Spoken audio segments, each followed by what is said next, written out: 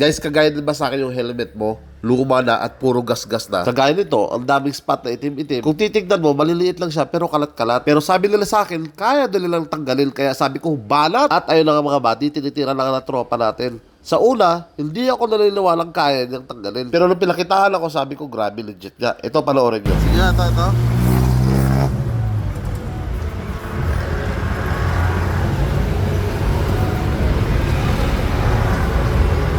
Ay, mabisa nga, pare. Oo nga, no?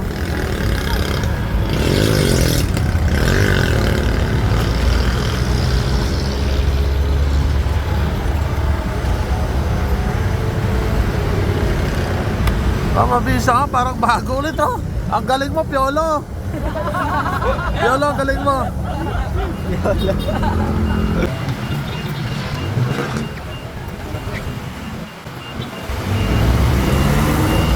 Ay, ang galing talaga ni Piolo. Asa pa dyan pare yung mga ano? Yung may mga maduming part. Ito. Kaya mo tanggalin to? Sige na. Ay, isang buga lang yan pare ah. Ay, wow. Pare, mabisa yung bata mo pare ah. Piolo, mabisa ka.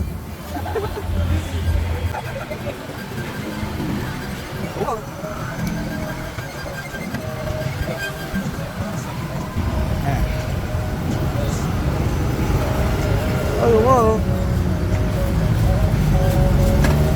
Ito, saglit lang. Ayan, ang dami, di ba? Itong mga to. Ito. Ayan. Kaya mo try yan, pare? Kaya. Oo, kaya na. Sige, balang.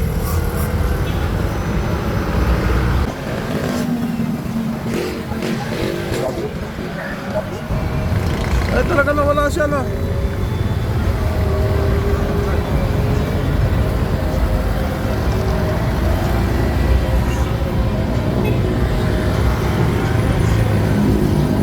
Grabe, parang bago ulit pare ah.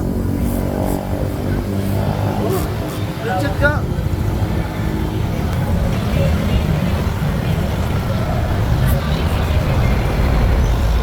Pati ito pare, ito pala tinitira mo na.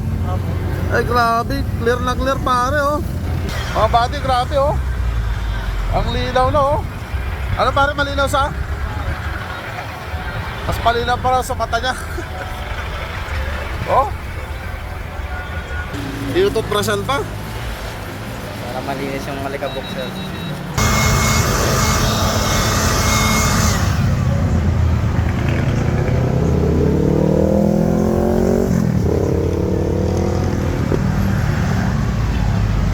Pare solid, gumanda na lalo.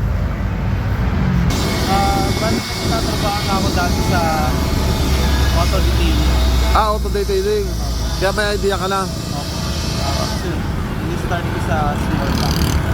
Galing, ang pangalan mo pare? Jello yung bank. Jeloy? Jeloy? Yes. Jello. Pag mayaman ka na Jello, huwag mo kalimutan ha. Yayaman to, yayaman si Jello. Ano yan? Ano lagay mo dyan? Ano yan? Disinfect po sir, para sa loob. Disinfect? Para bumango pa yung loob. Okay.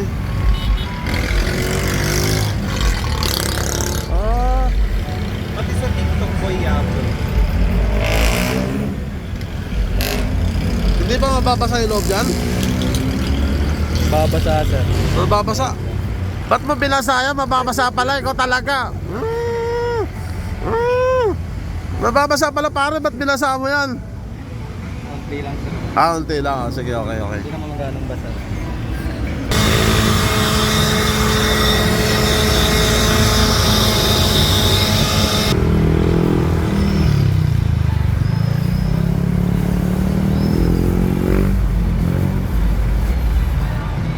Babalik na po natin yung visor. Ay, kakabit na pare.